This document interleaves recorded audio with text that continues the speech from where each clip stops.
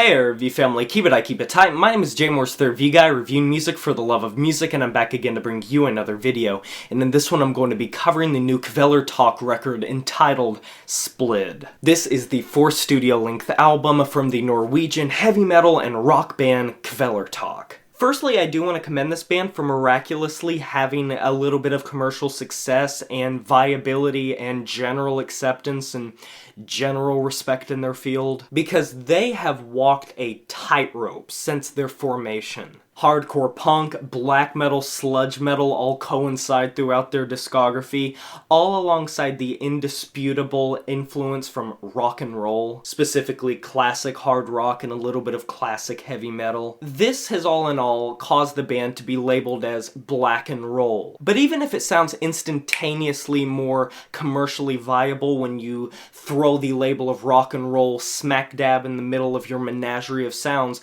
don't be mistaken. This band has always packed a punch. For example, the band utilized the production of none other than Kurt Ballou of Converge for their eponymous debut and the subsequent sophomore album that followed that, which anyone familiar with his take on production knows that he makes things sound sludgy, heavy, dense. His production chops are notoriously able to work in the avenue of more extreme genres and more extreme bands, whether you're talking about Dillinger Escape Plan, Genghis Tron, Nails, Full of Hell, just to name a few. But something about how he brought together their first two albums in this eclectic flurry was mystical to listen to and astounding to say the least. On their last album, Nattesferd, even after departing with Kurt Ballou on production, it was still a very fun record, even if I don't think I was as hot on it as a lot of people were. But it was definitely a display in vigorously paying attention to how they were incorporating these classic rock and metal riffs, but nothing could have prepared us for Splid. Splid in one way follows in Nattesferd's footsteps, but in another way kind of departs in a strong fashion. It's mostly a classic hard rock and heavy metal record with some punk influence.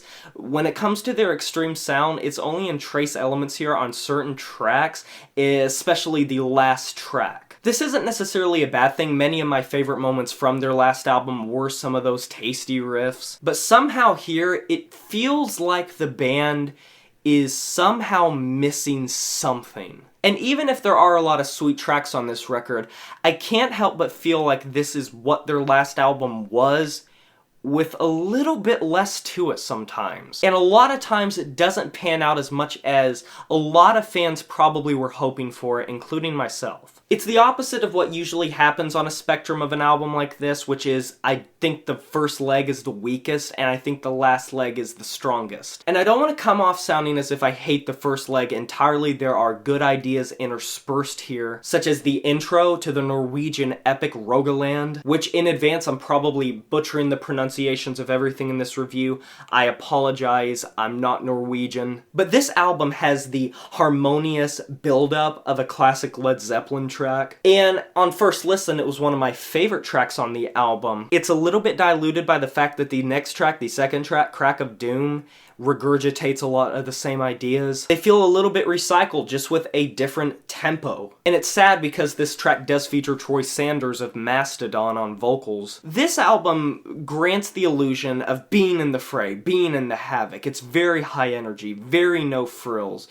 But from the outside looking in, not a lot of this instrumentation is anything necessarily to write home about. And if that wasn't bad enough, the third track, Necrosoft, once again feels a lot like the first two tracks. I wouldn't call it indistinguishable, but they are very alike, and it's a shame because this track features a lot of their black metal prowess at different times, that finesse, that pizzazz. So to see it go to waist, shoulder to shoulder with the stereotypical hard rock riffs, it's a shame. With these first three tracks, it shows that Kvelertak's heart was in the right place, but when you borrow so much from classic bands and classic sounds, I think they start to lose some of their original identity and some of the main reason that people enjoyed this band to begin with and why they sounded so fresh and unique on the scene, why they made waves in the first place. I wouldn't necessarily say they lose their edge on these first three tracks, more so just take a minor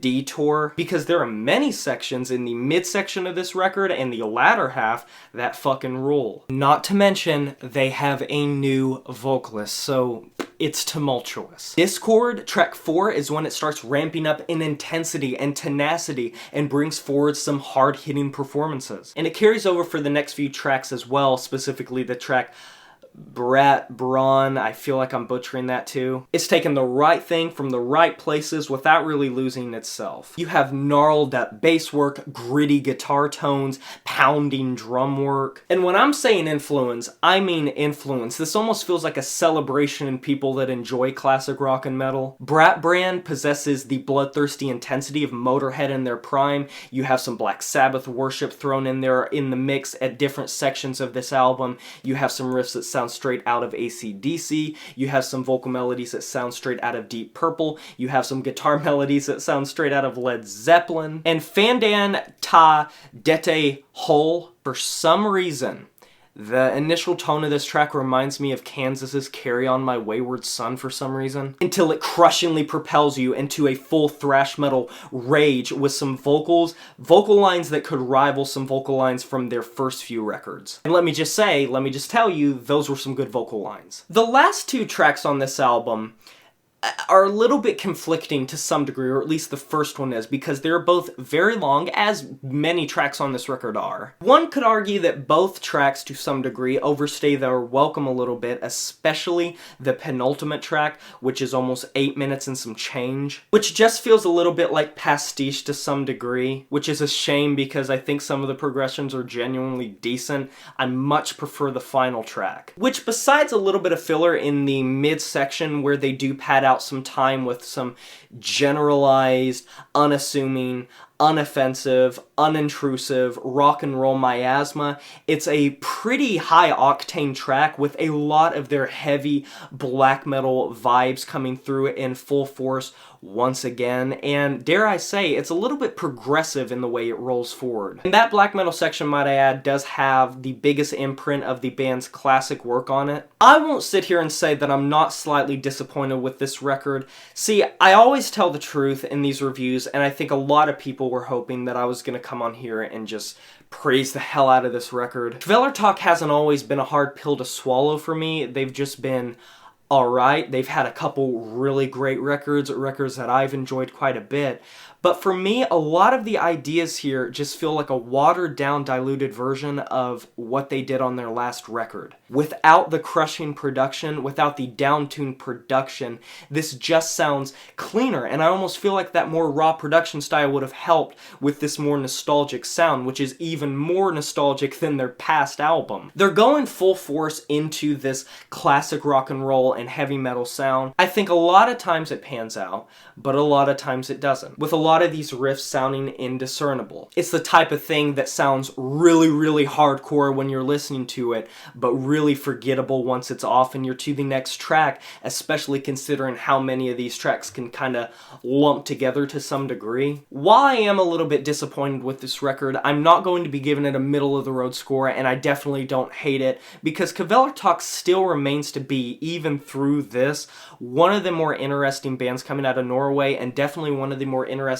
bands in this style, especially considering when they go into their black and roll style on their last track, because unfortunately I think that's where they shine a lot of times. I think that's when they sound the most fresh. I think that's when they sound the most unique, and it makes me sad that they left that and forgot that to some degree on a lot of these tracks to just go into machismo, pastiche, rock and roll, and heavy metal, which sometimes pans out, sometimes doesn't. I'm going to be giving this album a 6.5 out of 10.